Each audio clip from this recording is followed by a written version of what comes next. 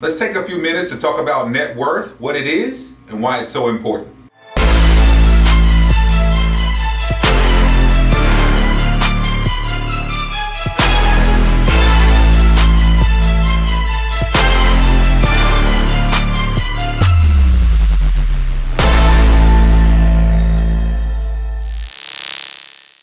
What's up, everyone? Thank you for stopping by the Achieve Financial Coaching channel, where we believe in breaking the chains of debt and talking about all things related to personal finance. My name is Kenny Simon. I am your personal finance coach, and today I want to talk a little bit about net worth. You probably have heard people talk about it, probably heard it in music and rap songs and all sorts of places. But today I want to get quickly into the content to define net worth and talk about why it's so important.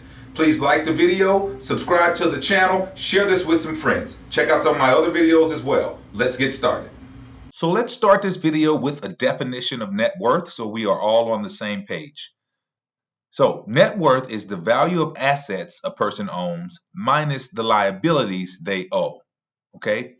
So let's talk a little bit about what assets and liabilities are to make sure we really understand this definition. So assets are a resource that is owned with the expectation that it will provide a future benefit. So assets are good. We love assets. Think houses that grow in value, investments, things like that.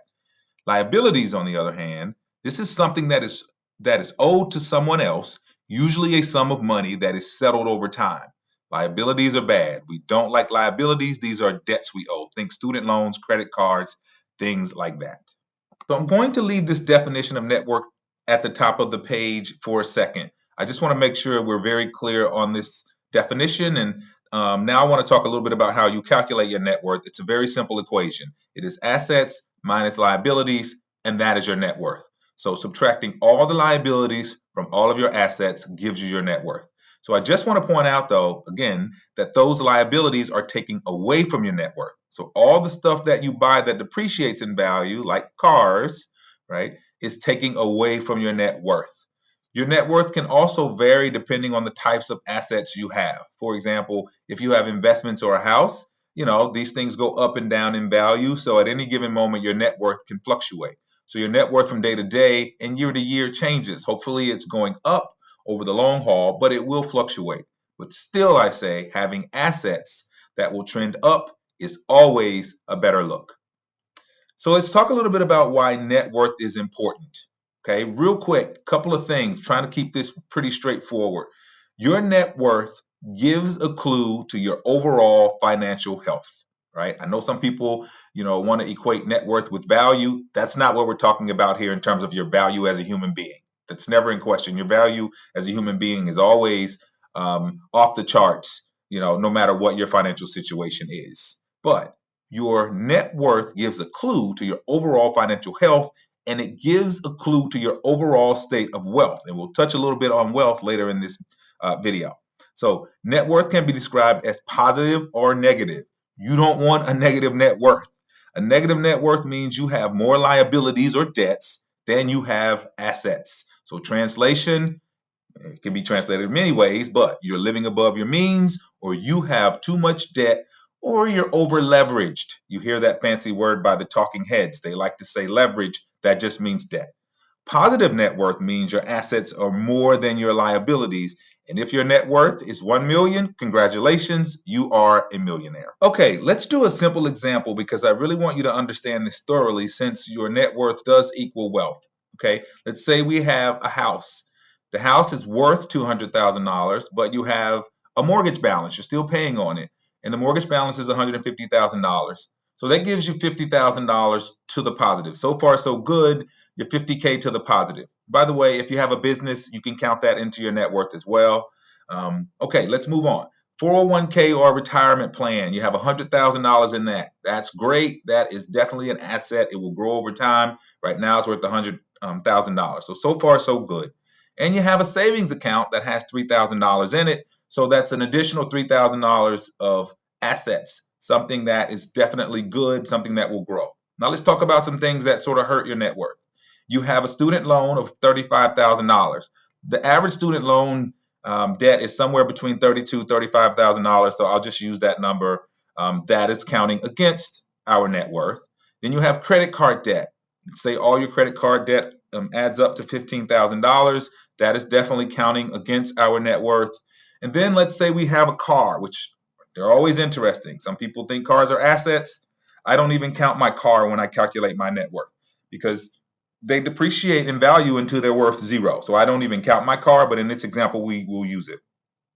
The typical example is something like this. You have a car, it's worth $5,000, but the loan you have on it is $10,000, right? So you actually owe more than the car is worth. So you have a negative $5,000 of equity. You're upside down in the car, right? So when you add up all of the things, all of the assets that have positive value, that total number is $153,000, right?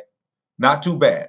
Now you subtract the things that have negative value or your liabilities, whether it's mortgage payments that you owe, whether it's you're upside down on a car you're still paying on, but your total liabilities are $55,000. So when you do the math, your total net worth ends up being $98,000. Now if this is your situation or it's very close to these numbers, let me show you how you stack up against the rest of the US when it comes to net worth.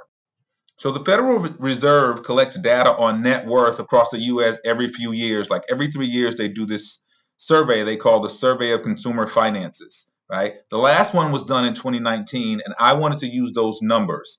So I went to financebuzz.com, and they had a lot of good information that they pulled from the Federal Reserve's 2019 survey. So let's talk about some stats using that number, this information from 2019. All right. So we'll mention the average here, but I just want to say the average really doesn't tell a story when you're looking at stats, right? The number that I really like to look at is the median or the middle number. So if you were to put all the net worths on a spectrum from smallest to largest, highest to lowest, whatever, that number that's in the middle is what really tells the story. So I just want to put a few US based stats out there. Remember, all these stats are from 2019 prior to the pandemic. So this could be better if you had a house that soared in value, or worse if you had issues with a job or things like that. So the average net worth in the US is $748,000. Sounds great, right? The median net worth is $121,000. You see how the average can tell a different story? It's a bit misleading because those with super high net worths make the average seem higher. Median puts us right down the middle, meaning half of the population is higher than this number and half is lower.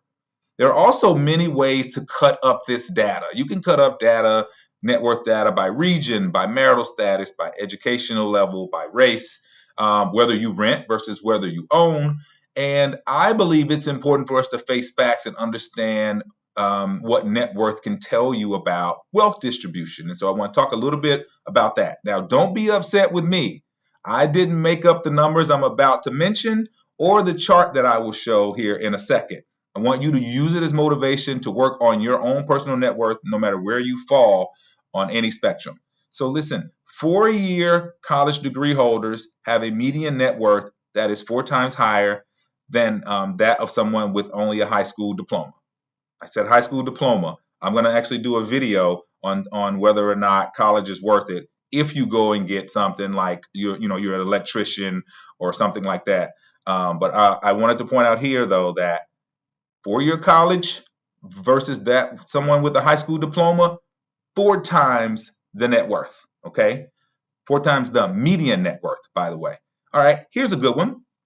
The top 10% of households in the US own 76% of all wealth, while the bottom 50% own just 1%. Yep, let that marinate. So this chart I'm about to show, I lifted this straight from the financebuzz.com website. Again, they created this from the 2019 Survey of Consumer Finance conducted by the Federal Reserve. So take a look. I want you to hit the pause button and check out these specifics regarding net worth by race. Again, don't shoot the messenger. I didn't create these numbers, and these are numbers that were actually have been consistent over time, but you can see where they sit now in 2019. Okay, so how do you improve your net worth? Few quick things. The first 2 are more about your overall mindset. I'm big on that. And the others are more practical recommendations and things that you've actually heard me say before. First, mindset thing, you have to start buying things that increase in value over time. And a lot of cars isn't one of those, right? I'm talking houses, investments, things like that. The second one is, this is a big mindset in the US because we love to spend money and buy things.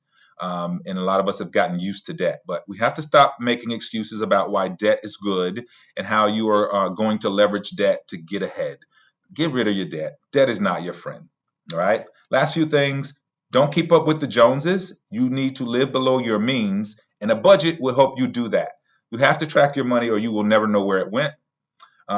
The next, make a plan for your debt. Stop ignoring the student loan debts and saying things like, I'll have this student loan forever. Make a plan to tackle it. Refinance those loans if you have to, but you need to be making plans to eliminate your debt.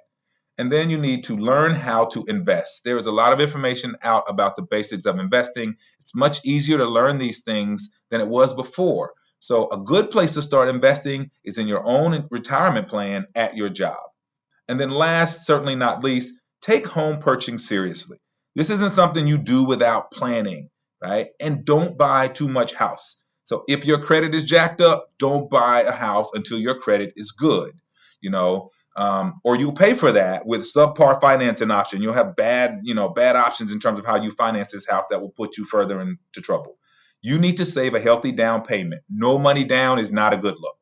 You don't want to put yourself upside down before you could even make the first payment by putting no money down or having to pay PMI or private mortgage insurance. If you can't save 20 to 25% for a down payment, you are looking at too much house, or you need to make changes in how you handle your money so you can save that. But work on these things and watch your net worth skyrocket. So that's it. I don't have much more to add other than the content that I just shared. I hope it gives you some food for thought, as I always like to say. Listen, we need to make decisions with our money that improve our odds of building wealth and having and owning something.